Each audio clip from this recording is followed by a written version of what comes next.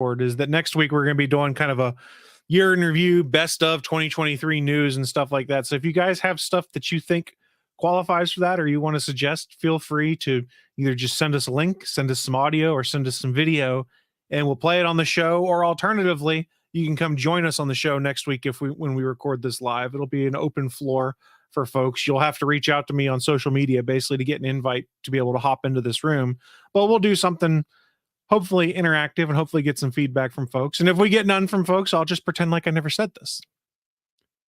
Ha Suck a duck. Because I should be able to pull in audio and video from other sources enough for us to be able to share whatever anyone else may find.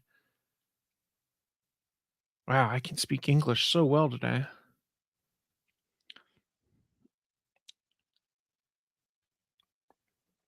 All right, I'm just happy that this is streaming as it's supposed to today. I just don't know what the hell is going on with my computer. You getting any bad signal from me? No. I've had that pop-up page not responsive. I thought it was just Hollywood Reporter because I had like 2 tabs open from them and they have a lot of ads. Now it's telling me the same thing for freaking Hollywood Reporter and IMDb. Well, let me try and go to both of those and see if there's...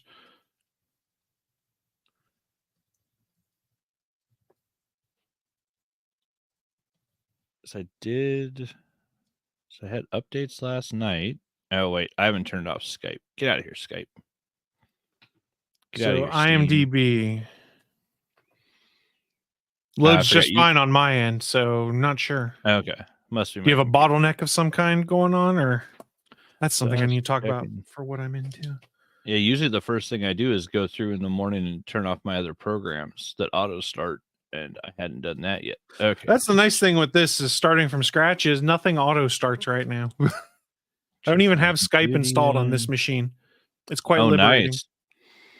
Okay. Yeah, now I just have like Grammarly, NVIDIA, and Chrome running. Okay. Should be good now. Check that.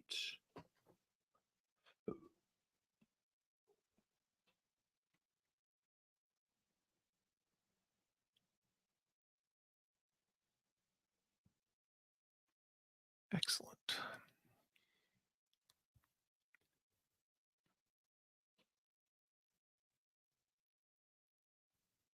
Oh, I don't like that. I can make us a better overlay at some point.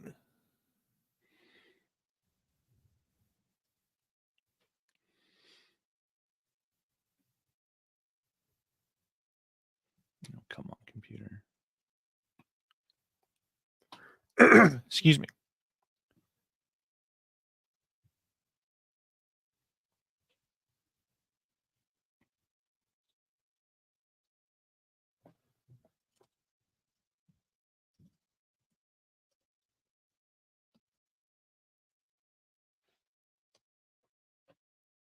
Wow, my Google user session just expired and I was logged out. So let's see that's how this fun. goes. If I disappear, I'll be back in a moment. No problem. Okay, back into my Gmail. Okay, not that I need that chat window open, but I got it. Okay, show notes are up. Okay.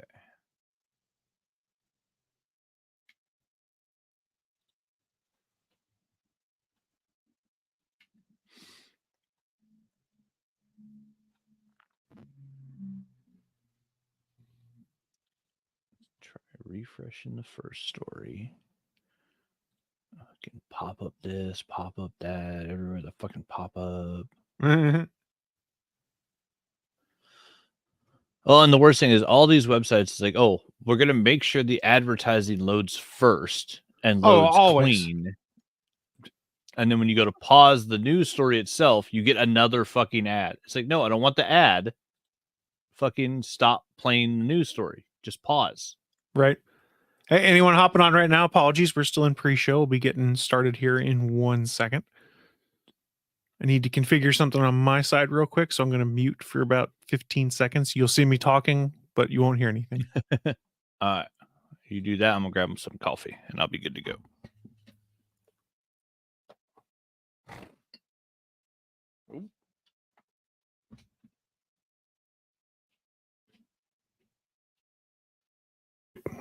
All right, and now I'm unmuted. As soon as Bachman's back, we'll get things started. We got a short-ish show for you guys today, but anyone who might be joining us live, we thank you for joining us on Christmas Eve. We know you guys probably have family things going on and stuff like that, but thanks for joining us to come and shoot the breeze for a bit. Thank you, SP. Muted Chris is the best Chris. Yes. So some background, this might interest you why I was doing that, is since I switched over to the Vocaster 2, I can just set up its auto gain thing, and I forgot to do it before we started this recording. So I looked over and saw that I was clipping a little bit.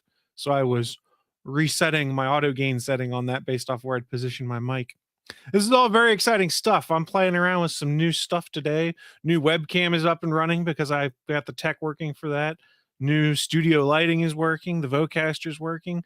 New computer's working. Nothing's blown up yet, and that kind of scares me because I'm expecting something bad to happen at some point. Yeah, you're blowing up my computer. That's your computer's running so well, it's making my computer ashamed, and it's wanting to kill itself. Well, I thought it was kind of neat, and I can share this before we actually start the show. As soon as, why will this not move? There we go. Thank you. Let me screen share this just for shits and giggles. Screen share. Why do you not show up? Oh, because it's looking for a Chrome tab. Window. There we go. Oh, okay. I can't share that. Never mind. I'll do that at a later date. Set that up, but I'll have to share this at a later time because I don't want to. Damn it. Fucking shitter. There we go. Stay on the... I looked up someone's page to look at a tweet. Don't go back to the homepage. I don't care if my phone times out. Are you breaking stuff? Nothing works. It's... Oh, yeah. I can't do what I need to do. I've been up to like 1 or 2 every morning the last couple of days trying to work on these comics. I've gotten no sleep. Nothing works. I'm just a ball of aggravation. Merry fucking Christmas. And you've got until what, tomorrow?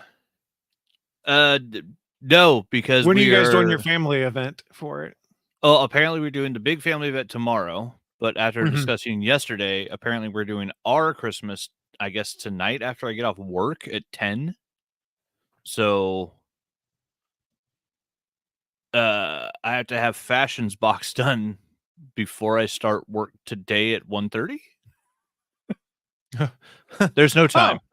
Yeah. Okay. So well, there's we no should time. get started then, and I can make this. We can be relatively quick. Like we said, Willie's not here, so it's just Bachman and I. We'll run through some news, what we've been getting into real quick, and we'll start the show in about 30 seconds at the 14-minute mark because that makes it easy for me when it comes to editing. How does that sound? Sounds good. All right. Yeah, SP's saying Anthony is using X. X never works anyways. I was like, well, ironically, I'm streaming this show on X today because I was playing around with it, and they have comments working from X. So if anyone's on the Twitter machine, an error occurred. Oh, look at that. Both. So I tried to make a comment. I tried to call it shitter, and I think I just got caught by my own bots. I think my YouTube bot and my Salty Sailor bot both said I can't say that. That's funny. Awesome. All right, 15-second warning. It's called shitter. 15-second warning. There's the one I wanted. We'll get started in 5, 4, 3, 2, 1. Hi, I'm Stargate Pioneer. And I'm Steven Jondrew, and we're from Better Podcasting, a proud member of the Gonna Geek Network. Just like the show you're listening to now. The opinions expressed are those of the individual host. Check out all the other podcasts at GonnaGeekNetwork.com. And get ready because geekiness begins in 3, 2, 1.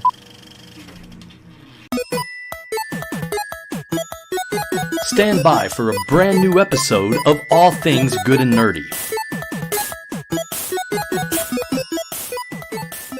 Welcome, everyone, to episode 544 of the All Things Good and Nerdy podcast. We're recording this live on Christmas Eve, Sunday, December 24th, 2023. My name is Chris. If you caught the brief glimpse there earlier, you saw I don't have the full band of misfits with me today. One, Willie Nelson, had a family commitment that came up yesterday and was like, oh, I'm not going to be able to make it. And that stuff happens. So, Willie, if you're listening to this, don't feel bad because you're semi-apologetic in there. And we're all like, no, dude, family stuff happens. Take care of that. But don't worry. I'm not alone. I'm joined by Mr. Anthony Bachman. Merry Christmas, you filthy animals. That was a nice reference there. I was waiting to see. I was waiting to see who would be the first to get to the Home Alone reference. Hey, guess what? Your comments are showing up, though. I had to change how I spelled it. And as SP points out in the chat room, there's only 366 days left until Christmas 2024. There you go. We got a lot of time. 366 more days until Hans Gruber falls off Nakatomi Tower again. SP, thank you for joining us. I know you're a bit under the weather right now, and I saw from some chat messages we had, it seems like you're on the mend now, but thank you for coming to join us in our unique band of misfitishness or whatever on Christmas Eve. We hope we can entertain you a little bit. Do we got like drippy nose, high fever, wrapped up in a blanket, SP in bed, watching our chat? He's probably in his office. I was guessing. I don't know. I don't know if he's sick. Does he have like a comfy chair in there? I don't know. I do feel bad, though, that SP seemingly caught the plague. Well, as he points out in that chat room, since he was throwing up anyways, he might as well watch us, and that makes sense. Well, I was up because I was throwing up, so, I just decided to start my day. Why not? Hey, we're here to help. If we can distract from your throwing upness, let us help. Yikes. He's in the great room in his recliner, so at least he's comfortable. Hopefully we can entertain there you go. While you're being comfortable. I make no promises. I mean, we'll try. That's what we do. I don't know. I mean, when are you guys doing your holiday stuff, Bachman? I'll speak for myself real quick. My family, on my side of the family, rather, we did all of our stuff yesterday. So I got Christmased out yesterday, came home, passed out on the couch for like 2 hours. And then my wife's family, we combined like Thanksgiving and Christmas and did that stuff last weekend. So at this point in time, I'm on the home stretch. I'm free. Like literally all I have left tomorrow is my wife and I are going to watch Violent Night and other dumb Christmas movies on Christmas Day and just call it a day. Yeah, I can't wait. Violent Night's so good. With our new setup, it looks like we're gonna do our small family Christmas Eve here tonight.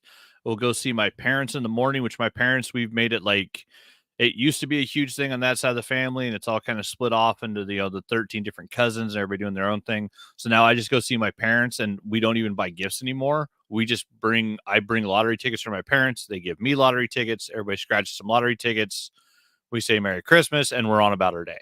Like, we made it short and sweet. We don't even do presents anymore. Nice. They're like, we have a house full of crap. We don't need any more crap. Don't buy us any crap. I was like, all right. So yeah, I get them lottery tickets. They give me scratchers. And yeah, we sit there, we scratch lottery tickets, we BS for a bit, and then we go on. And then we'll be going all over to Janice folks, my in-laws now. And that's the big one. They still do the large family. Okay. It's 3 generations there at the time. So the grandparents, the parents, and the kids.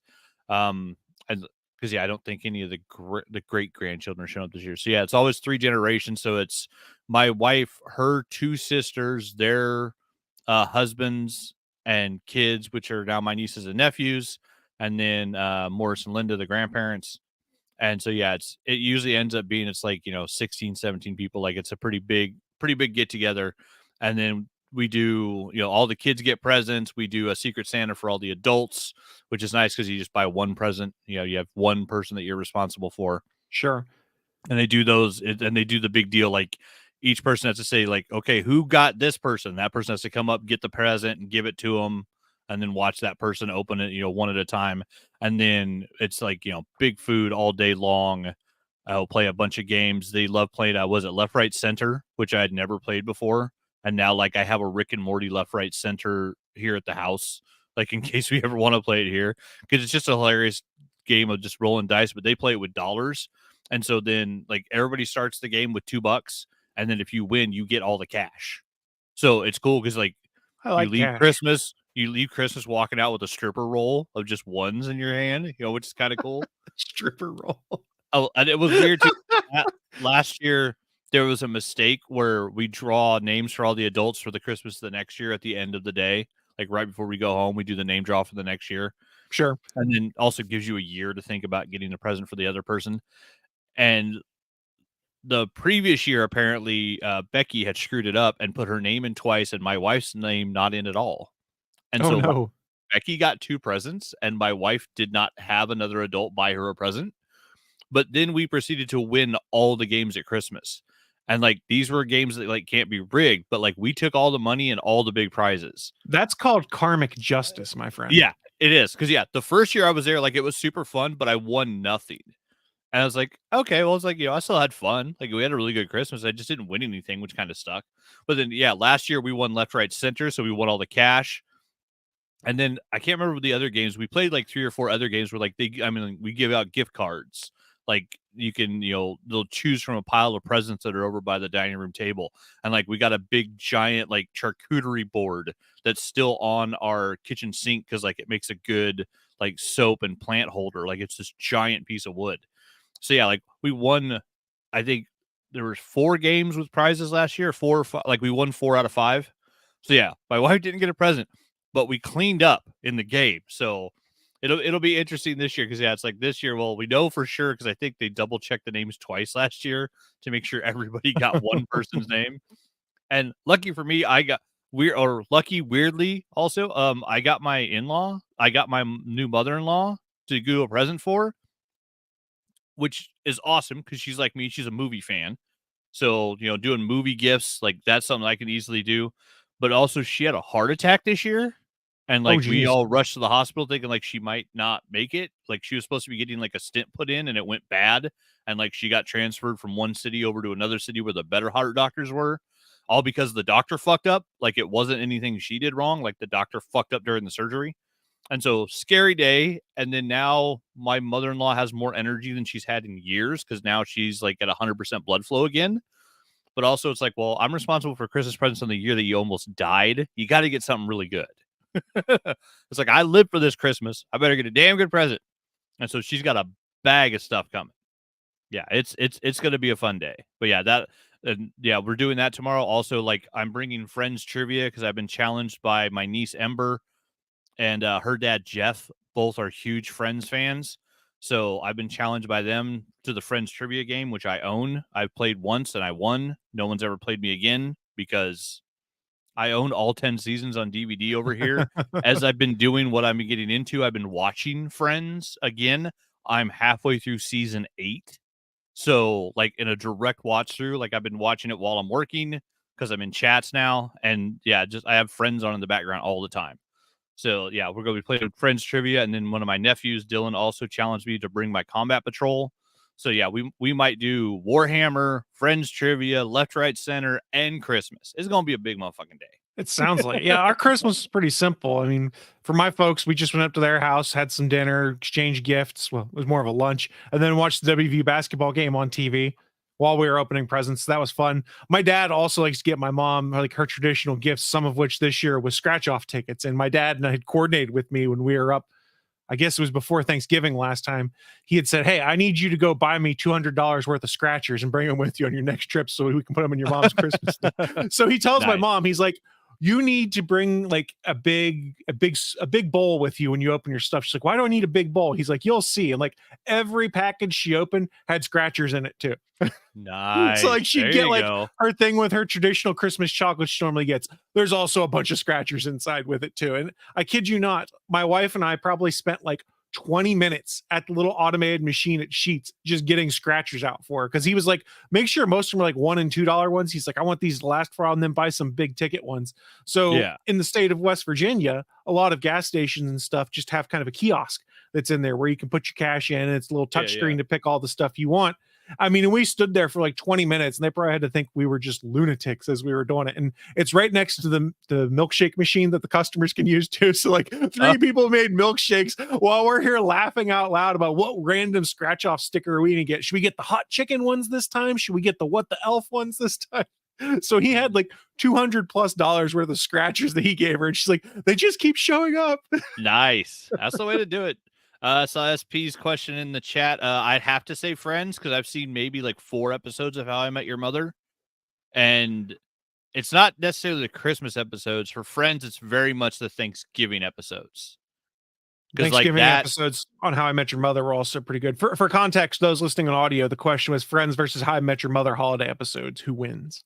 Yeah, I got to give it to Friends. I mean, you have 2 different episodes where someone dances around with a turkey on their head. I mean, I guess I did just watch the Christmas episode where you meet the the Hanukkah armadillo, Superman and Santa, because they all dress up to teach Ben about the miracle of Hanukkah.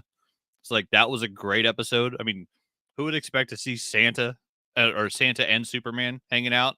And then what was it? Phoebe comes in and says, "What? Why is Superman at the Easter Bunny's funeral? What's going on here?" Like, that was a good one. Yeah, I don't know. I had to say Friends because I've seen like maybe 4 or 5 episodes. Like I know Barney is legendary, and that's about all of my knowledge on How I Met Your Mother.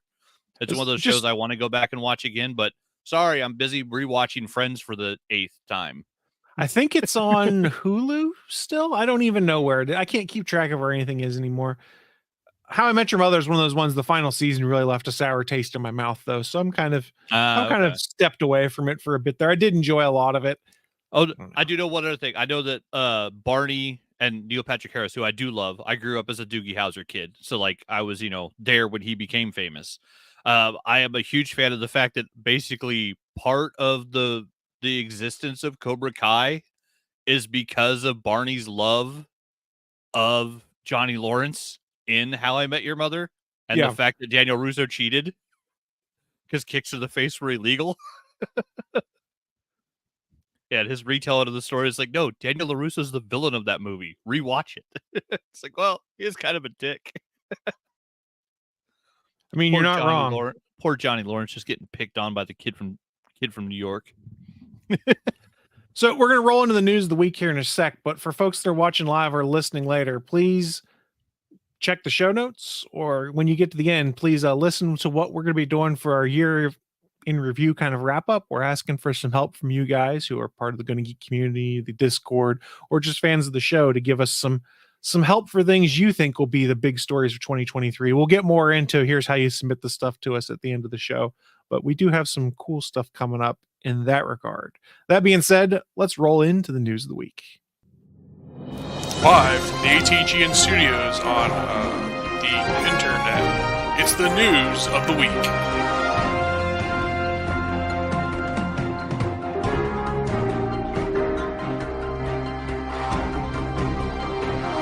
Welcome to the news of the week. It is that part of the show where we run down what is in our minds some most interesting geeky and or nerdy news to have popped up here in the past week or so, and share it with you guys who are watching live or listening at a later date.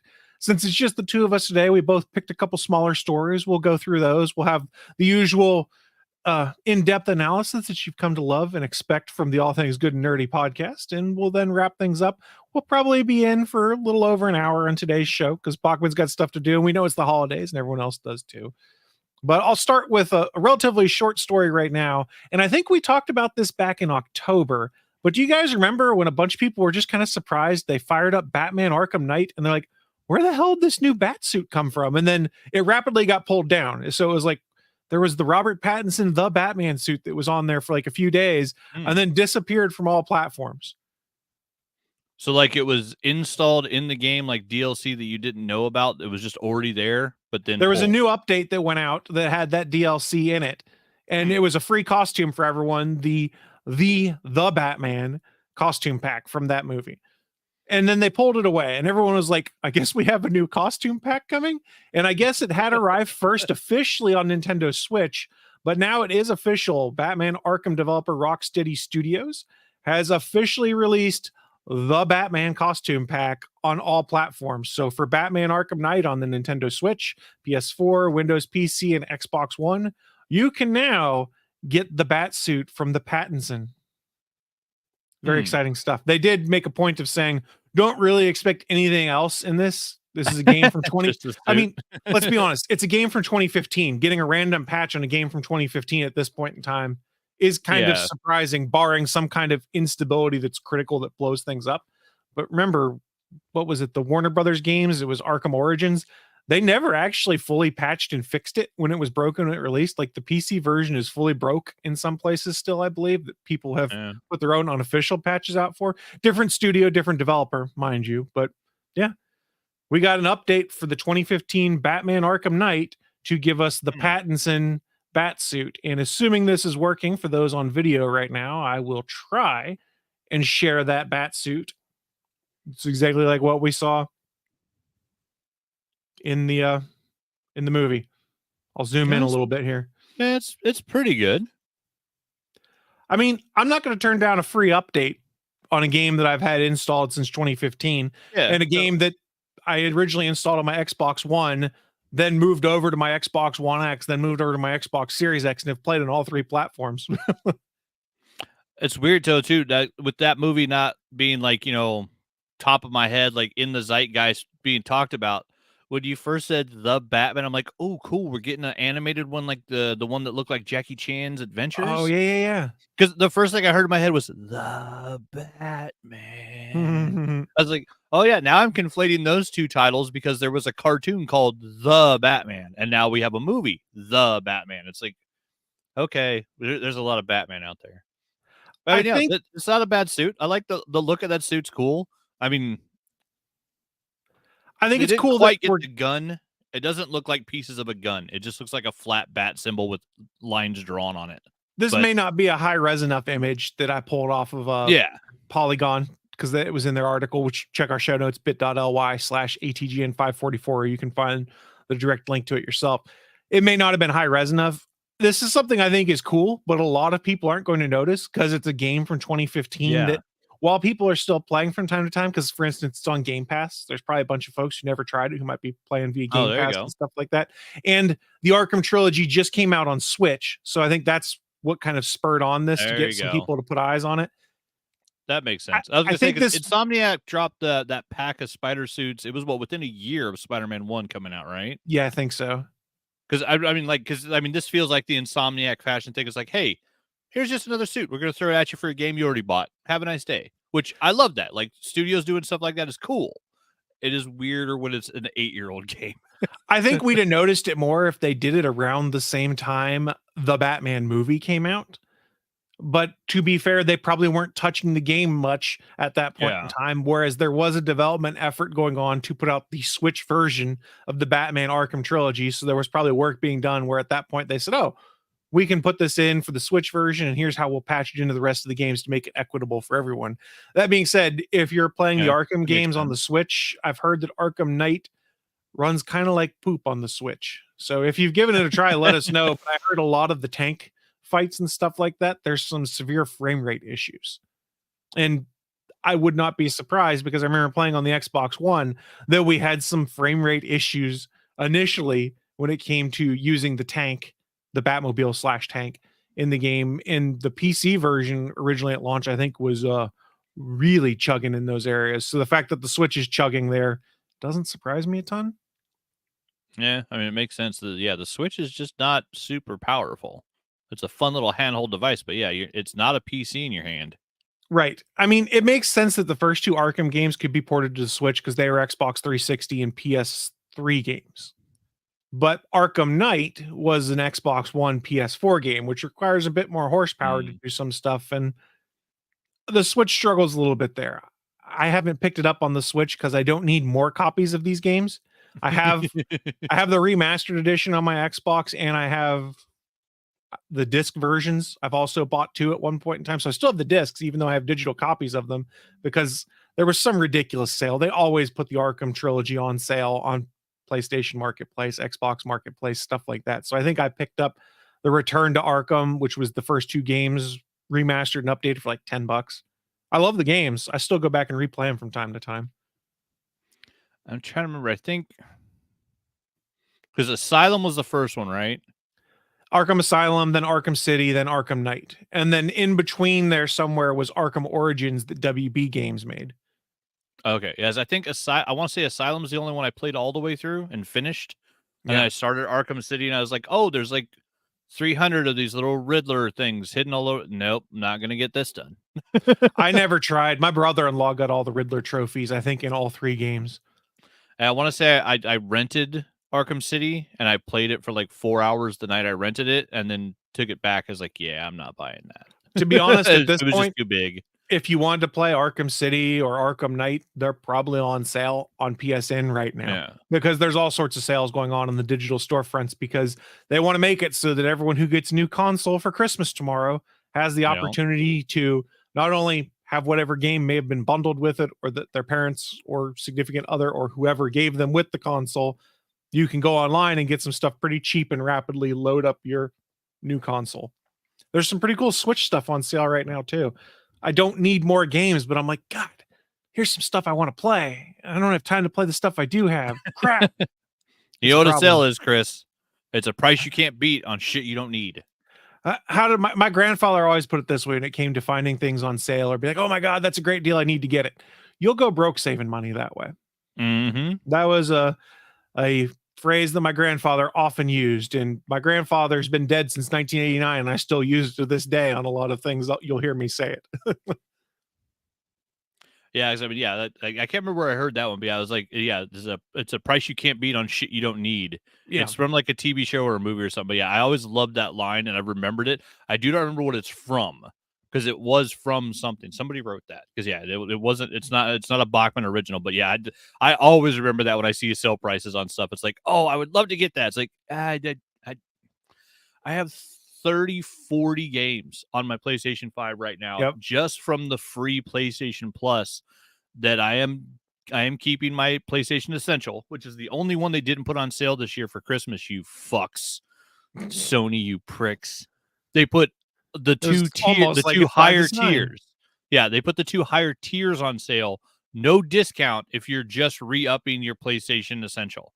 It's like, oh, you fucking turds. And it's as far as I know, it's the first time they've done it. Because usually the cards go on sale, Amazon, wherever, and people would go buy 4 or 5 of them and stack up a couple years worth. And yeah, this is the first time they're like, oh no, we're not putting the cards on sale. The only thing that's on sale is at the 2 higher tiers. It's like, yeah, I ain't buying those. Yeah, I was thinking about getting rid of the lowest one.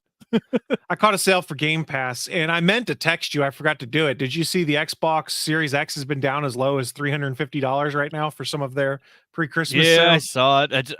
It's weird. Yeah, like I keep looking at those, but at the same time, I kind of just want to get like. I'm also eyeballing the idea of just getting a PS5 with the disc drive for the living room.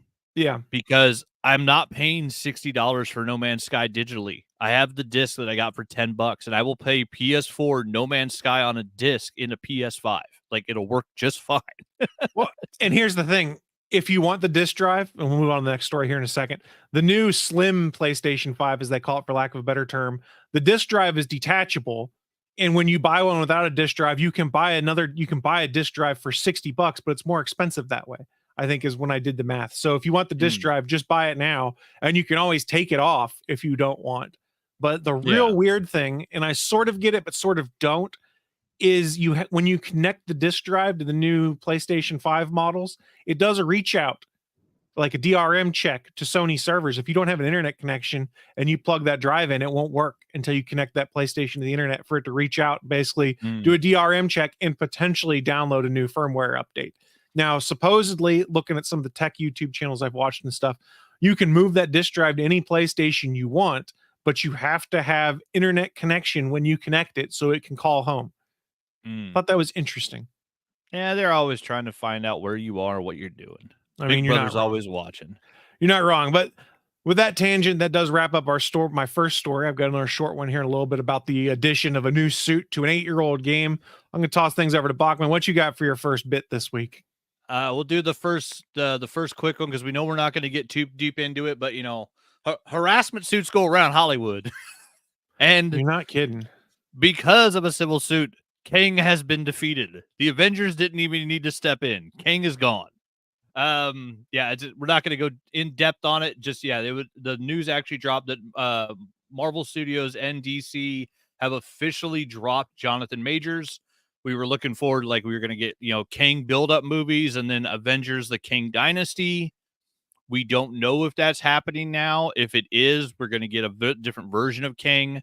One of the upsides of the Loki show is not only taking the multiverse theory, but kind of expanding it to the fact where like Loki was running around with a female version of Loki. an African American version of Loki, a weird old wizard version of Loki, and a fucking alligator version of Loki. So the Loki show kind of gave the multiverse concept that kind of comic booky push where, we'd seen in Doctor Strange and some of the Into the Spider-Verse, like, oh, there's multiple versions of Spider-Man. And like, if you think about that concept and expand upon it, there's multiple versions of basically every character. One of the best things that Dan Slott ever did when he created the Spider-Verse, and yes, Dan Slott, people talk mad shit about him, the second best Spider-Man writer of all time. You have Stan Lee and you have Dan Slott. No one's better than those two. But Dan Slott, someone asked, like, hey, what if there was like this version of Spider-Man? What if there was this version of Spider-Man? He goes, okay, I'll tell you the rule of the Spider-Verse. If you can think of that character, it exists. So whatever version of Spider-Man you think of is out there in the Spider-Verse somewhere. That's the whole theory of the multiverse. It's infinite. There's no limitations. If you can think of a version of Peter Parker or Miles or Gwen or Penny or Spider-Man Noir, if you can think of a version of them that you think is cool, that version exists. And so if you take that and extrapolate it through the Loki show and then on to Kang, you can just put another fucking actor in the suit and turn the face blue. Like, it's not that hard. You can get anybody you want and just say, hey, it's a Kang variant. And this is the Kang variant that actually went around and killed all the other Kangs. The other guy was a false flag. He was a red herring, whatever. There's a ton of speculation and rumors, but I don't think anything concrete is out there about Marvel's plans, in part because they're probably rethinking a bunch of other stuff. The big thing to note here is it seems like Marvel had prepared for this eventuality, like we all assumed they would, because anyone who'd been monitoring the court case kind of knew that things weren't looking good, that Jonathan Majors was not going to get a guilty verdict for the things that happened. We don't need to delve into what that is. That's not necessarily necessary for a topic in here. But Marvel within at least somewhere within an hour to 2 hours after that verdict was announced, there was a press release out that was basically, we're parting ways with Jonathan Majors at this point in time. Yeah. Which and then in the Hollywood article they put in there also Marvel sources are there's indication studios already been doing the refocusing, because in November Marvel hired Loki creator Michael Waldron to work on a new draft of what was once called Kang Dynasty and is now being referred to as Avengers 5. So there's Marvel sources saying that they're not even calling it Kang Dynasty anymore. They've already changed it to just Avengers 5. Yeah. It's like bring in a Loki writer, change the name. Yeah, they're on the path to moving on. I just hope that they don't be like, oh, we need a big bad, let's just randomly insert Doctor Doom now, versus doing whatever they may have originally planned for introducing Doctor Doom, because Doom is an awesome character and I don't want it to be like, he's our last resort to fix this problem we have where this fell through. I don't want that to be the case, and this is speculation on my part. I don't know anything they're going to do with Doctor Doom. I just don't want them to mess it up. Well, and I could see them trying to do that. It's like, as a quick fix, hey, we still have Doom in the stable, we haven't used. Don't do it. But I'm saying there's some executive right now pitching that to Kevin Feige. And so it's possible someone's going to bring it up.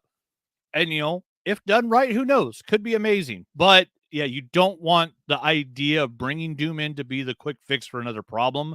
You want it to be, I have a great Doom story. That's what you need when you're bringing Doom in. Because, we've seen it done wrong before. I love Julian McMichael, but... McMahon. Or McMahon? Yeah, I thought it was McMahon. But yeah, he was great, but the Doom they had him play in the movies. In the Doom and Fant Four Stick, also not good. Yeah, I'm not even sure I consider that Doom. Someone they called Doom. So SP's in the chat room brings up a good point. He says, whatever Feige decides, he needs to make sure it will sell movie tickets. A female version of Kang might not. Yeah, who knows? I think that there's no reason they can't continue to use Kang. The nature of the multiverse and everything they've introduced here, you can easily make him appear different, or you just do the wink and a nod thing like they did with Jim Rhodes when they changed from Terrence Rhodes to Don Cheadle, and just kind of be like, okay, I'm here, it's me, accept it, and just move on from there. Exactly. Yeah, it's recasting can be done, and it's not a character that we're like. I mean, he's been in what, 3 things? So he's been in Ant-Man and Quantumania, and then Loki, and then I thought there was something else. I don't know. I still haven't seen the Marvels, so I don't know. He's not in the Marvels. He's not in there? Okay. No. So, I mean, if he's only in one movie and one TV show, yeah, that's not that much different than replacing Terrence Howard when he's like, hey, I want a bunch of money. And Don Cheadle's like, shit, I'll do that shit for scale. I want to be a fucking War Machine. And I should also point out, I can't remember which showrunner, writer, or producer it was of Loki season 2 made a point of saying after this news came out that they were done with Jonathan Majors, is that we never reshot or changed anything for Loki season 2 in regards to his legal situation, anything like that. This is the ending that we intended. This is the use of the character we intended. Nothing was changed to make up for the fact that Jonathan Majors may not be available for Marvel. Well, let me rephrase, may not be someone they want to use going forward. Yeah, because I want to say, because they'd filmed everything of Loki season 2 before the strike started. That was my understanding. It was all, yes. Yeah, it was all in post-production. So, I mean, that show came out when it could come out, but yeah, they had filmed all of this stuff before his legal issues came out, was my understanding too. So like they were in post-production when his initial arrest occurred, from what I recall. So this supposedly, I want to say it was Waldron is who they were interviewing, but I'm not 100%, so don't quote me there.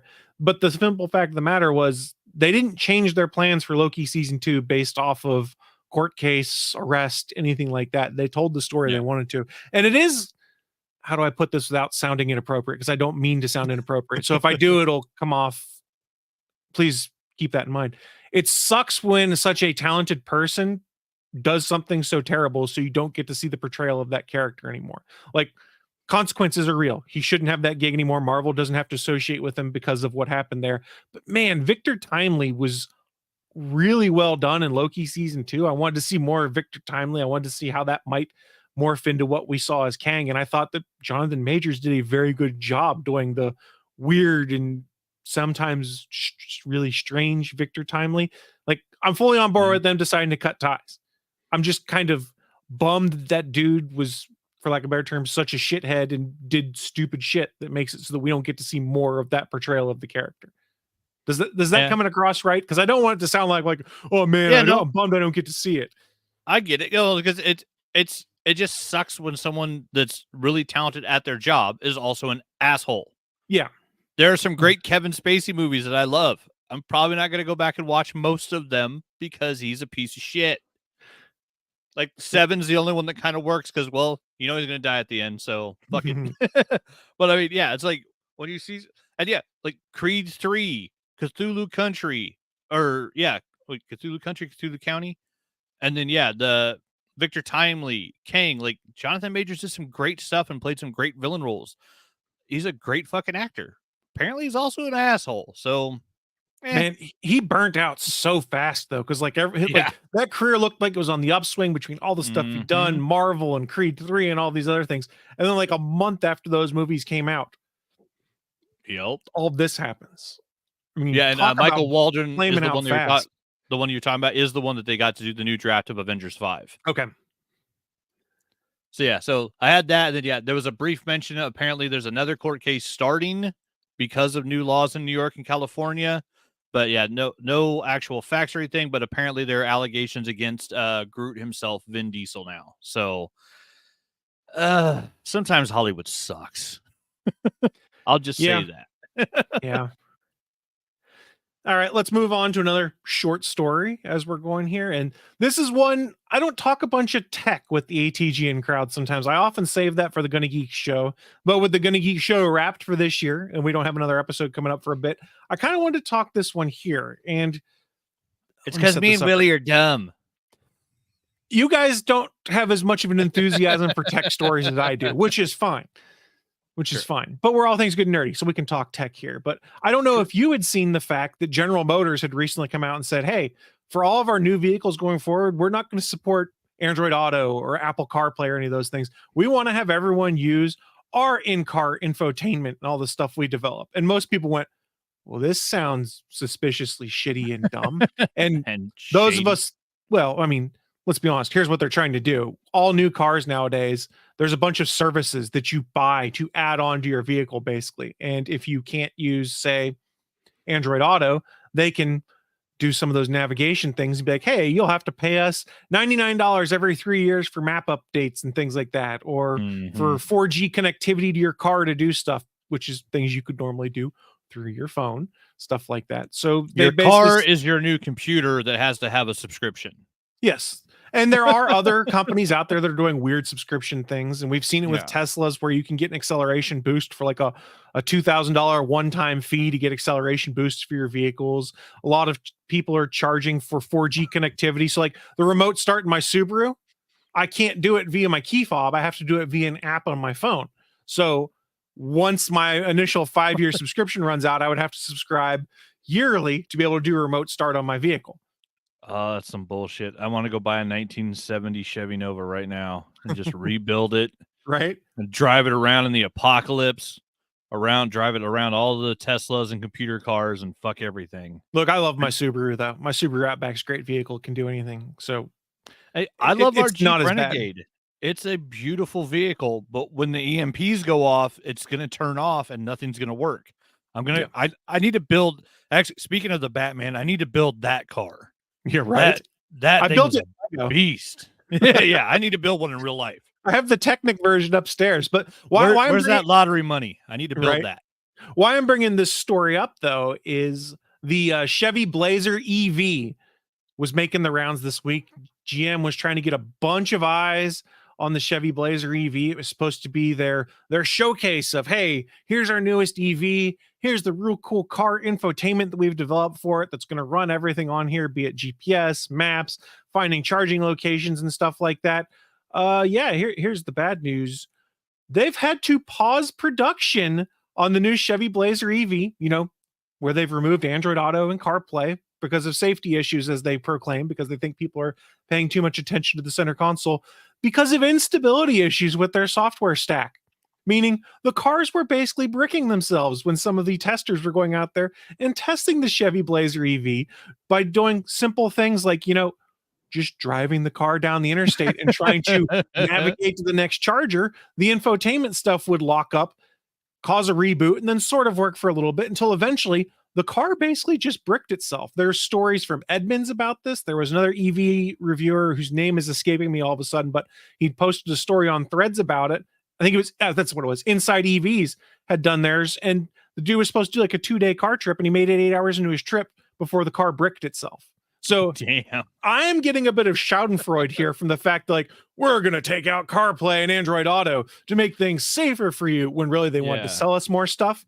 And now their great infotainment system and the car software that was supposed to solve it, it's caused these cars to brick. And it's a massive black eye, because they were trying to really push the Blazer EV as like, this is our EV that everyone's going to want to buy. It's got this great range, it's got this great speed, all these great things. Yeah, but the reviewers can't even drive it right now because of their software issues. Well, and I mean, like, I think of that, like Xbox and PlayStation and like behavior. I talk mad shit on behavior because every time a new Killer or Survivor comes out, every time there's a massive patch, they break something from a previous part of the game. After 7 years, it's all held together with, baling wire and chewing gum. And this is a company who creates software. That's all they do. And they can't make their new stuff work with their old stuff. I don't have any Chevy software. Nothing in my house runs on Chevy software. I don't trust Chevy to build me software that makes a car run if it can fucking turn it off. You know why CarPlay and Android Auto are so popular with people? It's because infotainment software in cars generally sucks. So at least with my Android Auto, I have a consistent experience when it comes to, okay, I've got my GPS, be it Google Maps or Waze up. I've got my music that plays through there. It connects to my phone to make phone calls and stuff like that. It's always consistent and the same, regardless of the vehicle I go to. Say I'm driving my car. Say I drive my buddy's car and I have a Subaru and he has a Ford. The Android Auto experience is the same, albeit maybe laid out a little differently based off the size of the screen in the car. That's why people want to do it. SP's bringing up a point in the chat. He says, Apple decided not to make a car because it was so difficult. Yes, but they're also the same ones that wanted to make a car OS, similar to what Android's doing with Android Automotive. And I'm not sure I like either of those solutions between Android Automotive and the car OS, for lack of a better term, that they showed off, because, dear God, everything's so busy and not consistent and really strange looking. It's plus, let's be honest, Apple's never made anything. They just take something someone else makes, they change it, make it a little better, and slap an Apple on it. Look, they've never actually made anything. I don't know about that, but I mean, show me one device that doesn't have a previous device that's basically the same thing that works a little not as good. iPad. Weren't there like touchscreen notepads? There were weird little touchscreen laptops and tablets from Windows that were terrible. Yeah, but they, like I said, they took someone else's idea, made it better, and slapped an Apple on it. It's what Apple does. I'm surprised we actually don't have the Apple Tesla yet, because that would be what Apple would do: is just grab the Tesla, scratch off the logo, draw theirs on it, and like change the tires. Yeah, you don't want to get that smoke if you're Apple right now. Stay clear of that. There's other issues going on with Tesla hardware we can talk about in a separate thing. If you're curious about it, I encourage you to go to the Gonna Geek Discord in the vehicle chat channel. Right. We've been talking a little bit about some of Tesla's ongoing issues, where I'll sum it up this simply: is there's, for instance, a guy that bought a brand new Tesla, and within a day his back suspension failed like catastrophically, and they blamed him and said it wasn't under warranty. He'd had the Tesla for like a day or two, and there's a Reuters report that came out of them routinely taking things that should be warranty issues and finding a way to blame the customers so that they don't have to pay for it as a warranty issue. Yeah, like all insurance companies do, because it's all a scam. I don't know. I did see the SP said that 1970 Chevy Nova rebuild going for $25,000 right now. So I don't even have to win a big lottery, just a small lottery. There you go. I'm saying midnight blue with the gold starburst on the hood, like Nova Richard Rider's chest of his costume. So I have a car that looks exactly like a superhero. I want a 1970 Nova. It'll be all mechanical, no electronics at all. Right. The bomb goes off, and I'll be driving that bitch around Mad Max style, hunting down gas. SP does bring up in the chat over on the YouTube channel, I'm going to buy a Joby electric personal self-flying aircraft to get around all these car OS issues. What could possibly go wrong? What is a Joby? I've not heard of that one. I haven't either, but I assume it's just kind of a personal. So is that SP? Is that like a flying car? Or is that a big drone? God, I want a flying car. Because I mean, at some point, I'm just wondering at what point, like, drones just keep getting bigger and bigger. We have ones that send missiles. At what point are they just going to put a little human capsule in it, and you just have a drone with a remote control, and you're just in it? Like, it's basically a flying car. There's a lot of regulation coming on that. But as I wrap up this story about the Chevy Blazer EV issues, I wanted to highlight something specifically about some of the problems here. Edmunds is one of the folks that was doing a long-term review of it. They had purchased a 2024 Blazer EV all-wheel drive as a long-term test vehicle. They said their SUV has been at the dealership for 2 weeks as the dealership's trying to figure out what's wrong with it. It had 23 fault codes in a diagnostic test. According to Edmunds, what we got back from the dealer was alarming. The single longest list of major faults we at Edmunds have ever seen on a new car. Wow. There's problems. And if you want people to trust you on a new EV platform with new OS and things like that, that can't happen. This is a huge black eye, and it's going to be incredibly interesting to see 6-9 months from now how they may possibly recover from it, or if they do at all. It could be everyone looks at that and goes, oh no, I may have been thinking about an EV. I ain't touching that Blazer, because the original perception a lot of people get is hard to shake. And as someone who is an enthusiast of EVs, because I find them fascinating, who has considered buying one at one point in time, I looked at that and that turned me off a lot. Like, I'd looked at the original Blazer EV stuff when they announced it. I said, oh, that's pretty cool. I wouldn't mind test driving one of those and putting it in my list of vehicles to consider if I decide to update. Not now. Not now. So how about no? How about no? That wraps my second mini news story. I'll toss things to you to wrap us up for our news of the week. Bachman, what do you got for your second mini story? So what we got now is that Scream 7 had its head chopped off. We got another Hollywood reporter. Another Hollywood Reporter article from a Boris Kit and Aaron Couch from yesterday. Scream 7 loses director Christopher Langdon. Part of the quote is a dream job that turned into a nightmare. So this poor guy, he had done, what was it? Freaky and Happy Death Day. So, two great horror movies. Happy Death Day had a sequel, which Happy Death Day 2. So he'd worked on like a franchise horror, made some really interesting, great concept horror movies Like, it was a cool idea to bring him in for 7. But yeah, sadly, he's been dropped. It says, the director has dropped out of the feature, capping a tumultuous few months for the embattled project that has included the exit of its 2 leads. And then the quote from Langdon is, I guess now is as good a time as any to announce I formally exited Scream 7 weeks ago. This will disappoint some and delight others. It was a dream job that turned into a nightmare, and my heart did break for everyone involved, but it's time to move on. I have nothing more to add to the conversation other than I hope Wes's legacy thrives and lifts above the din of a divided world. What he and Kevin created is something amazing, and I was honored to even have the briefest moment basking in their glow. What he's referring to is that Spyglass had fired Melissa Barrera for her political comments. And then following that, Jenna Ortega said that she wouldn't be coming back to the movie due to needing to work on Wednesday 2, Beetlejuice sequel, 112 other things because she's like the biggest star in the world. And so they'd already lost their 2 leads. Now they've lost their director. And so as it stands, I actually went and checked because I wanted to look at the IMDb just to see. And on Scream 7 on IMDb, there's nothing now listed. You have to have IMDb Pro to see any information because nothing that they have on here is confirmed. When you go to filmmakers, it says C writer, C producer. When you go to cast, it says C preliminary cast. There's literally not a name attached to Scream 7 at this point. So the Scream franchise may have died when no one was looking. After we just got like the reboot, requel, legendary requel, whatever the fuck they call it, with 5.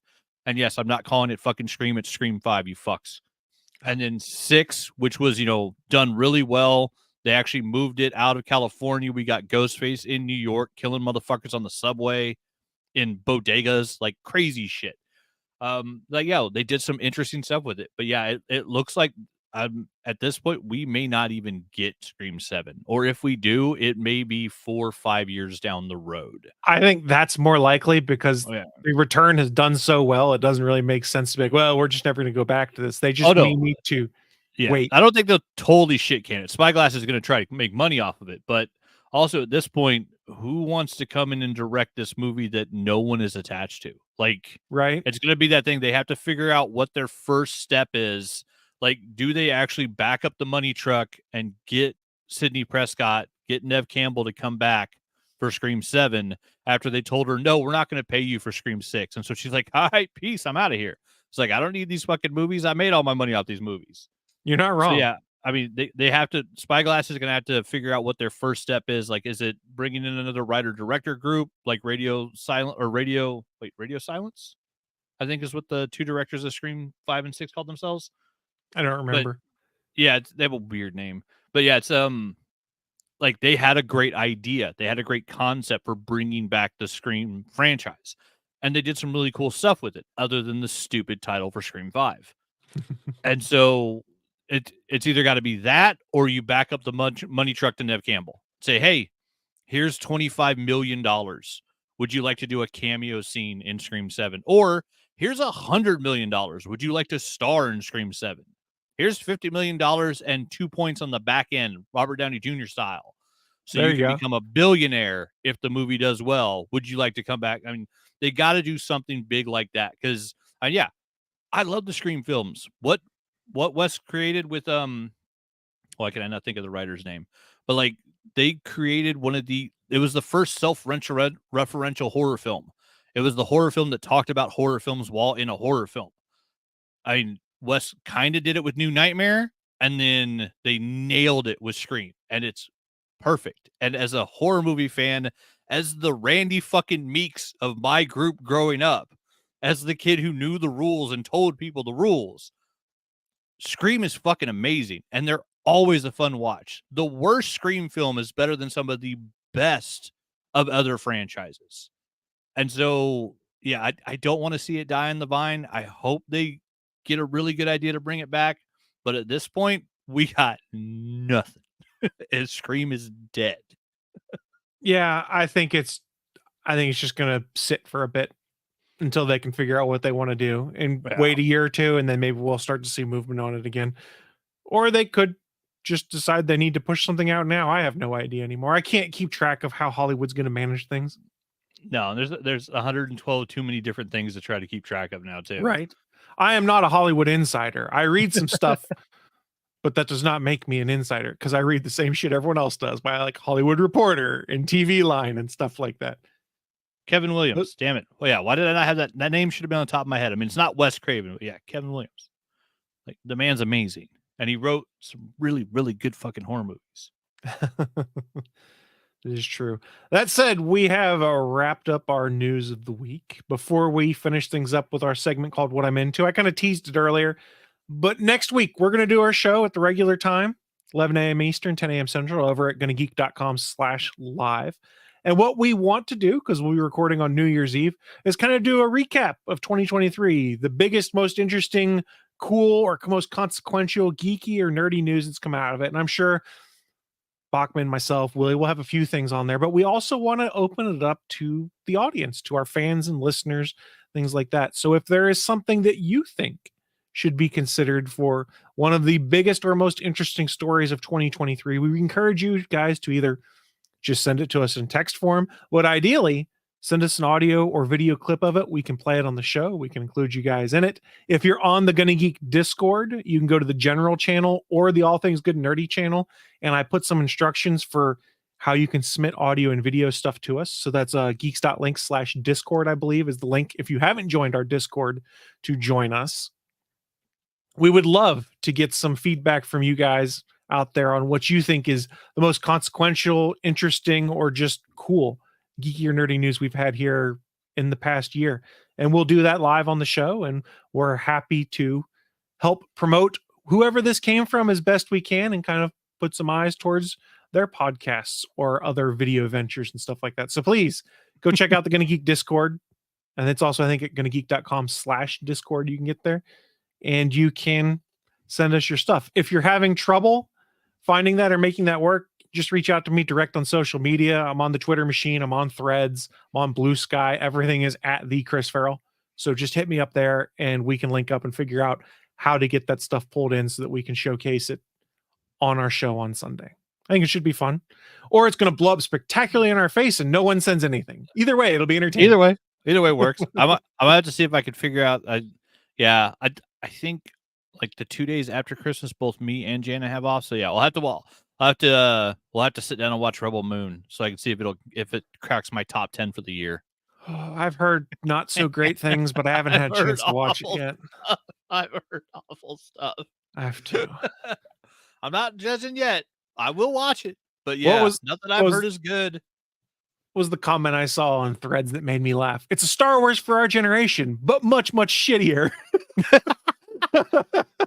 And I just laughed.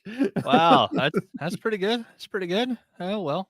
I mean, yeah, I'll give it a try. Like I said, there's some Zack Snyder stuff I absolutely love. I still, over on my wall of movies, I got the Watchmen like limited edition double size extra bonus fucking everything Blu-ray set, the one that like cost $150 when it came out, and I've watched that entire thing multiple times. I'm talking the 8-hour commentaries, all the I love that fucking movie. Like that was the movie that Alan Moore said couldn't be filmed, and Zack Snyder's like, bullshit, hold my beer. Right.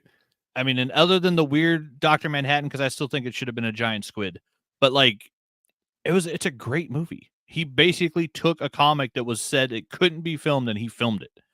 And yeah, like 300 is just, page to panel. Like you take the comic, you hold it up to the movie. Yeah, that's the movie. Like that simple. If you take a great story and just film it, sometimes it works. Frank Darabont figured that out with Stephen King. All the reason the old school Stephen King movies sucked is like, I'm going to put my spin on this. I'm going to put my version of this. They all failed. And that's why everybody used to think that Stephen King movies sucked. SP in the chat room has said he wants to watch Rebel Moon tonight. So SP might be checking it out. Feel free to send us any initial thoughts you have on it if you do. Bachman will probably get to it. And I don't know. I've got other stuff I want to watch first. So we'll see if I get to Rebel Moon. Evidently, it's short, though. It's only about 2 hours for a Zack Snyder film that's relatively short in comparison. Yeah, I'm pretty sure we'll get to it this week. For sure. I should have it watched before next Sunday, at least. That being said, we are going to start wrapping the show up with our traditional bit, a little segment called What I'm Into. It's how we talk about to our audience, our fans and listeners, what kind of geeky and nerdy things we be getting into, because hey, you guys might want to check them out yourselves. I'll start things off because my list's been pretty simple. I've been playing a little bit more of The Last of Us remastered on PS5. Not as much as I wanted because I was not feeling well throughout the week. So I spent most of my time taking the medication I was assigned and it made me drowsy. So I slept all the time, which was a great combination. But at least I'm off on vacation right now, so I didn't have to miss work to do it. I last week picked up for a month a subscription to Ring of Honor's Honor Club because I wanted to watch the pay-per-view they're putting out on that Friday. The main event was the women's title match between Billy Starks and Athena, and they stole the damn show. The whole show in general was really good. So basically, I got a pay-per-view and a month worth of Ring of Honor for $9.99, which I think is worth it. So I'll go back and watch some past episodes of Ring of Honor stuff, things like that. But I bring that up because it helped me to realize that talking wrestling on Twitter sucks. There's so much tribalism and just bullshit and stuff like that there. And I kind of stopped talking about it on Twitter because I didn't want to have to deal with the stupidity around it, because God forbid I have an opinion that someone else doesn't agree with because they prefer one promotion over another, then it just turns into random stupid people in my mentions, and I didn't want to deal with it. So I've kind of been doing an experiment lately. I've been on Threads a lot more, and Threads has a pretty healthy wrestling discussion there. Like wrestling threads, not terrible. Gotten a pretty decent community of people and some back and forth of folks I've been talking to. And while we may not always agree on things, it's never turned into the tribalistic bullshit. And when it does, people that are in that thread tend to call it out and be like, just block this guy, he's an asshole. And it's kind of self-regulating there, these people that would turn things tribalistic and gross. And since Threads kind of has their equivalent to a hashtag now, it makes it a lot easier to discover things. If, say, everyone's watching AEW Collision, you can click the AEW Collision, their version of hashtag, and see all the conversations. So Threads, surprisingly healthy so far for wrestling discussion. I hope that it continues to be. And since they opened it up, the EU, there's a lot more people flooding in. Now there's trade-off there, as there's so many porn spam bots that are joining in on there right now to try and get people to subscribe to my OnlyFans with dumb stuff. And when you are not in your own personal feed and you use their curated one, all of that stuff bubbles up in there. So I've kind of been having a bunch of block and report parties right now. That's something they're going to need to fix because it'll quickly become annoying. And I'll be honest, part of the reason I've used Twitter less and less, not just because of the other shit that's been going on, is I can't get decent interaction with people right now. The only interaction I'm getting on there, because I don't pay for Twitter, whatever the hell they call it now, is porn bots liking random things I've tweeted. Some of this stuff like 6 or 9 months old. I'm like, what the hell is this? Someone's like, I'm like, oh, it's a porn bot. Never mind. Or interacting with me to reply to something. I can't interact with people on there because I won't pay the $9.99 for Twitter Premium or whatever. But I can go on Threads and I can start talking pro wrestling. And there's a fairly robust and vibrant community that wants to talk about it or interact about it. And I've kind of enjoyed it.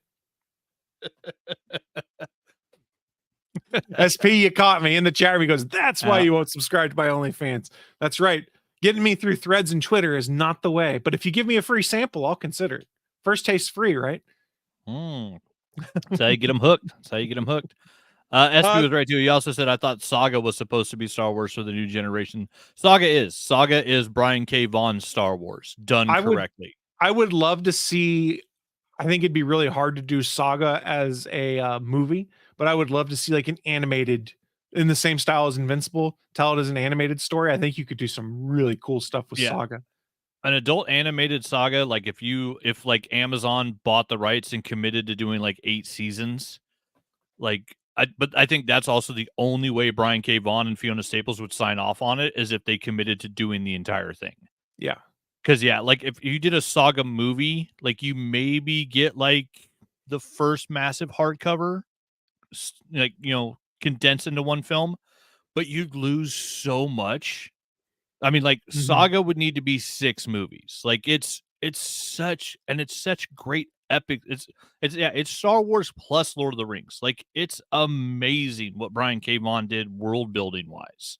Like, I mean, alien species, its own version of magic, technology, different wars on different planets. Like, he built everything. He built his own galaxy. Saga's fucking amazing.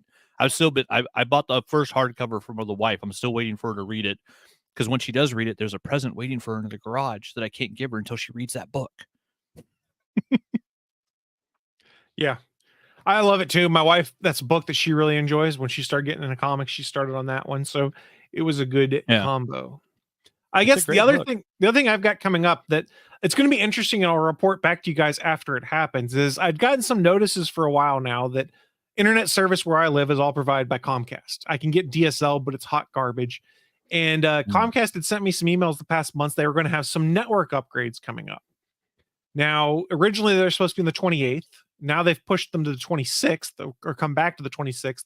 But part of what they notified me of is, hey, when we're doing these upgrades, any Comcast services that you have, cable, internet, TV, phone, they will be sporadically unavailable. Now, for those unfamiliar with what I've done, I'm a cord cutter. I use the internet for everything. I telecommute for work. I get my TV through it. I get my video games. I get everything through the internet. So, and my security cameras all routed through the internet. I have some that record locally, some that record to the cloud. So it's going to be very interesting on the 26th. I guess I'm just advertising right here. Come rob my house, but I'll be home. So don't rob my house. That my gun still works, bitches. My gun ain't on Wi-Fi. My gun works. It's going to be interesting to see what that life is like to go back to the non-internet connected world, even for just a day. Like, I've got DVDs and Blu-rays I can play on my Xbox and stuff like that. But it's gotten to the point where I'm just like, let me push a button. Okay, I'm going to go to Vudu. I'm going to watch this movie, or I'm just going to watch on YouTube TV what's going on in the news or what's going on in the sports world. And that stuff will be randomly unavailable. Now, supposedly when they're done with these upgrades, that means they'll move from the DOCSIS 3.2 network they have to a DOCSIS 4.0, which is just the spec for how the internet stuff works here. They will supposedly be able to offer symmetrical internet service over copper. So meaning you could have gigabit down and up.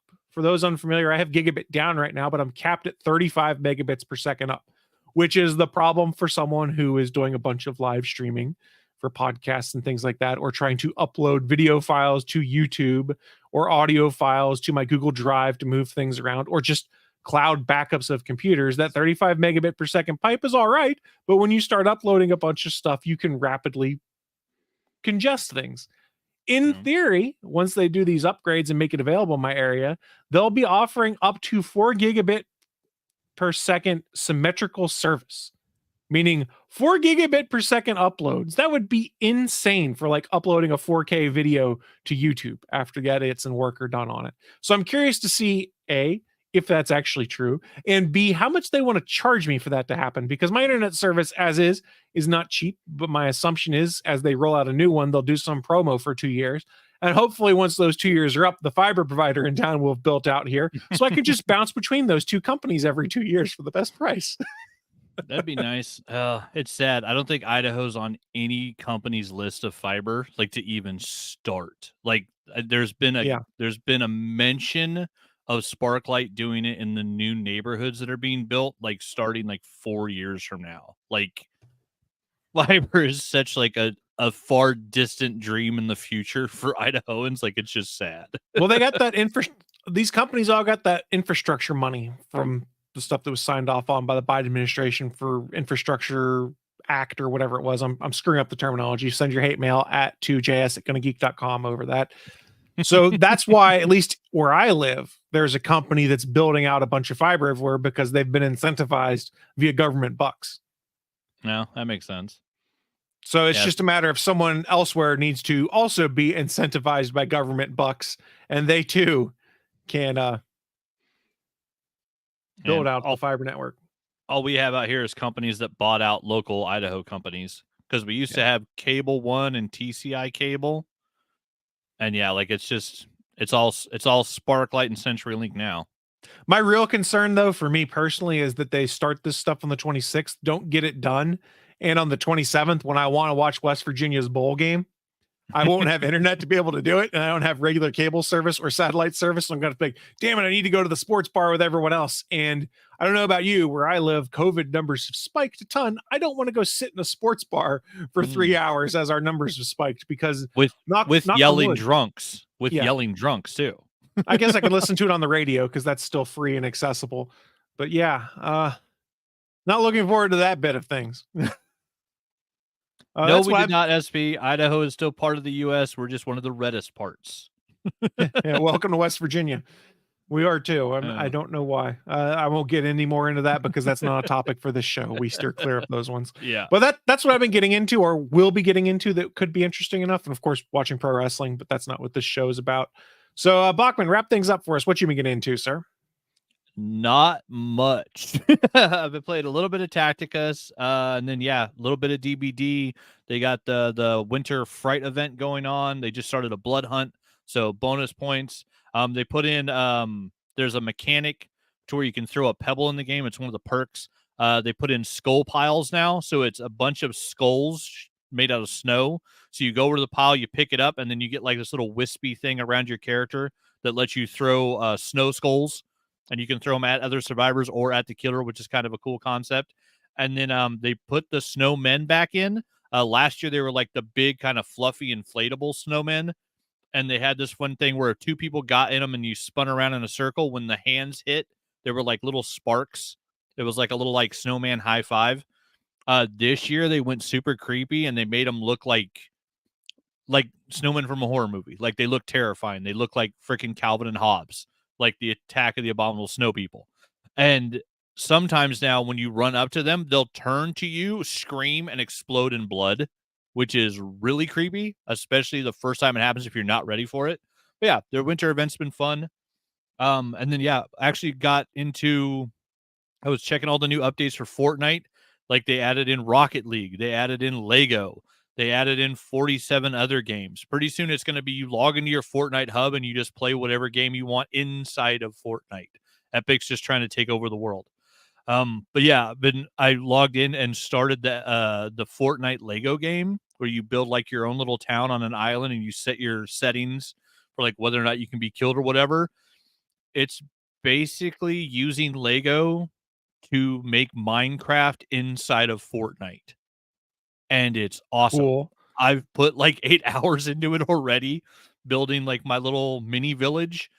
And like I'm kind of intrigued now where I've been playing enough. It's like I might restart and build another island where I have unlimited resources and just am unkillable just to try all the different builds. Because starting from the beginning, and I made it to where like I had to go actually harvest resources and I can be killed on my starter island. It's making it take a while, which, it's still fun because like I could sit there and listen to a podcast and just build my village.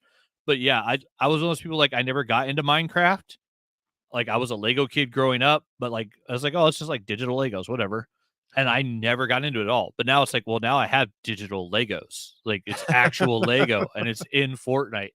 And weirdly, it's funny because some of the IP crosses over, some of it doesn't. So if you log into Fortnite, you have your list of character skins that you've unlocked. And like they have NFL skins. They have soccer players from all over the world. They have music celebrities. They got Marvel characters, DC characters, Star Wars. They just put in freaking the Teenage Mutant Ninja Turtles, I think came in last week. Like you can play almost anybody.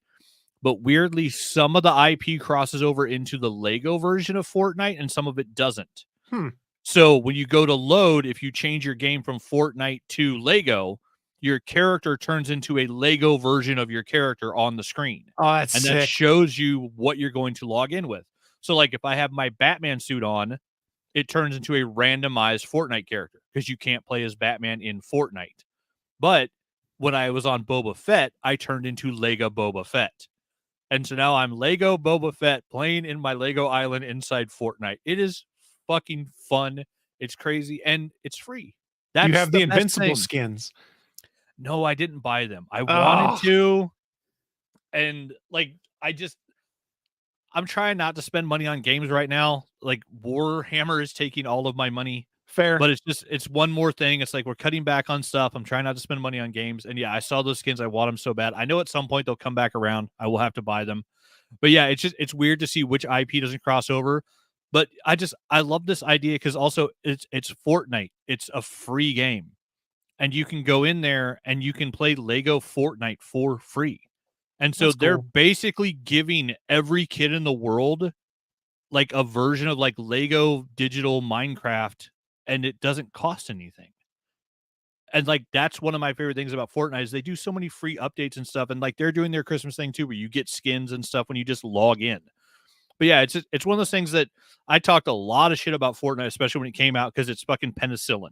Like all of the fame of Fortnite is a fucking accident. No one has actually played the game that they built. Nobody. Like, I don't think anybody has ever actually played Fortnite. They all played a Fortnite Battle Royale, and now all these other versions of it. But yeah, it's just the way that Epic Games like builds stuff in there and makes it accessible and gives out basically free stuff to kids. Because I think about the kids out there whose parents aren't able to give them $50 a month in V-Bucks and let them buy everything in Fortnite. And you get so much free stuff in this game that it's fantastic. And now there's a Lego version where you can go build with Lego inside Fortnite and it's free. That is fucking awesome. So yeah, I've been into that. And then, go ahead. In our chat room, Whistling Beardo had joined us, so welcome to the show. I don't believe we've had you on there before. Said, I own so many skins. This whole expansion's been great for me. And then continuing, evidently TMNT is going to be in rotation till the end of the summer, most likely. Nice. So plenty of opportunities there. And since I am not a Fortnite expert and don't know much about it, I'm glad that they're also able to say Fortnite Save the World gives you almost 100 V-Bucks free daily. So you don't even have to spend as much money if you play Save the World mode. So there's a pro tip for folks. Nice. I don't know what that means because I've played Fortnite a whopping 3 times and I'm showing my age right here, but hey, I'm almost 40 years old. I'm allowed to do these things. According to Whistling Beardo, if you do Save the World mode, you can get about 100 free V-Bucks a day, which should be able to add up for you to be able to get some cool stuff. If I remember correctly, I think that's what they called what was the original game Fortnite. I think that's why I think it's called Save the World mode. I bought the disc version of Fortnite because I wanted to play that mode. And then the Battle Royale version came out and I was like, oh, I'm not good at Battle Royale games. And I haven't played it much since. Yeah, because Fortnite itself is actually supposed to be a team building game where you're stopping zombie hordes. And like, I don't know if I've ever met anybody that's actually played that game. This guy. So you're the one person that's played actual Fortnite. I love horde mode kind of games. Those are so much fun to me. Yeah, I love like horde mode on Gears of War. One of my favorite things. Yeah, I thought it looked really cool when it came out. But yeah, other than gaming, yeah, most of what I've been doing is, I was showing Chris in the pre-show, like there's comic boxes literally stacked on top of the printer. There's piles of boxes behind me all over the place, stacks of books everywhere. I'm in the process of categorizing basically from the end of living at my condo, moving into my then girlfriend's apartment, and then moving into this house. I've got about 5 years worth of comic books that were read, put back in the bag and board, not even sealed, and just tossed into boxes, like 8 long boxes, like roughly 5 to 6 years worth of brand new comics that were not organized, were not categorized at all. And I've been going through cleaning them, replacing the bags and boards that need to be fixed, and then alphabetizing these giant stacks and moving them into the collection. And I'm actually now working on splitting my collection into 2 categories, which I now have K boxes, which are K1, K2, K3, K4. Those are my keepers. That's my 400 issues of Amazing Spider-Man. That's my every issue of Invincible, The Walking Dead, Kyle Rayner Green Lantern, like just books that's like, no, I'm keeping these. I love these. And then I'm moving the rest of it into my old boxes, A through Z or A through 26. And those are going to be the ones that at some point I might actually look at just selling. But yeah, so as I'm categorizing these, I'm also splitting my collection, and it's been a nightmare. But while doing it, I also mentioned in the pre-show, I've been watching all of the seasons of Friends on DVD. I started the rewatch after, sadly, the loss of Matthew Perry. Chandler was one of my favorite characters of all time on television. I'm a huge Matthew Perry fan. Like, the guy's awesome. Chris is being attacked by his cat. And so yeah, just it was sad to see like we lost the first member of that cast. Like, for those people that were there, like especially in the late 90s, early 2000s, for must-see TV back when it was a thing, like for the first time after MASH, like nationally people turned into NBC to watch Friends every night that it was on. And like that was a show that ran, it was the biggest show in the world for basically 10 years. It was huge. And like, yeah, I love it. I own all 10 seasons on DVD. And so I've been rewatching those as I'm cataloging comics, because we're going to play the Friends trivia game tomorrow at Christmas. And I've never lost at that game, and I don't plan at losing at that game ever. And so I'm re-upping my knowledge again, and I'm watching I'm like halfway through season 8, I think, that I've been rewatching since we sadly lost Matthew Perry. And yeah, I'm just tearing through the episodes. Sometimes I'll get through almost an entire season in a day, which is insane to think about. I'm watching 4 discs of a TV show. But yeah, it's awesome. So you want to feel old? Read that comment from Whistling Beardo to everyone. Yeah.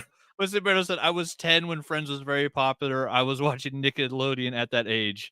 Yeah, well, I was heading off for the Navy when Friends was super popular and getting big. So yeah, it's it depends on what you were raised with, what you're watching at the time. Yeah, I like SP. I watched MASH when it was live. I remember the MASH finale. Yeah, like some of us are old. Some of us are fucking old. Thank you for making us feel old. We appreciate it. Yeah. Yeah, so I've been watching Friends and then organizing comics. I mean, that's mainly what I've been doing. And last couple of nights I've been up like 2-3 in the morning working on this stuff, and it's not as done as I would want it to be, because basically I have to take 4 boxes of Christmas tomorrow because I'm giving some nieces and nephews basically boxes of comics. It's not where I want it to be done, but I still got a couple hours, and maybe the Christmas elves will help me tonight. God, we're old. I got ready for school. Whistling Beardo, you're making us feel so old. We appreciate it. Why is the guy with the beard so young? This doesn't make sense. I think it just means we're that old. For those in audio, when this comes out, Whistling Beardo had said, "My dad watched MASH while I got ready for school." And that would have been the reruns too. So that's probably the reruns on Hallmark Channel, because that's how I was watching it a lot when I rewatched. Yep, that's what I've been getting into, and just getting ready for a Merry Christmas, a Merry Squigmas. Trying to think of all the other versions I've heard. Yeah, I love it. In all the Warhammer stuff on their website, they have the Red Gobbo, which is like a red goblin, or it's a green goblin that wears a red like Santa outfit that steals presents every year in the Warhammer universe. And they introduced his buddy. This is like the Black Gobbo this year, and over in Warhammer they call it Squigmas. Squigs are like the little like bomb characters the orcs have, so they wish everybody a Merry Squigmas in the Warhammer universe. That's cool.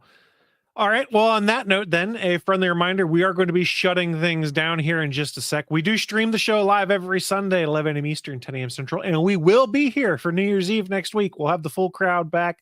And again, remember, we need your feedback. Please send us the stuff for what you think are the biggest or most interesting geeky and nerdy news stories for 2023. You can hit me up on social media. I'm also making a Google form for that right now, so hopefully we can just do submissions through that, and I will put that link out so that people can send us stuff that way. I'll put it on our Discord, things like that. Anyone watching live or listening later, please don't forget, we are over on the Gonna Geek Discord, gonnageek.com/Discord. We have a channel there for ourselves and all of the other shows in the network. So you can go and chat with, say, the cast of the Legends of S.H.I.E.L.D. podcast, like one SP who's been in our chat room.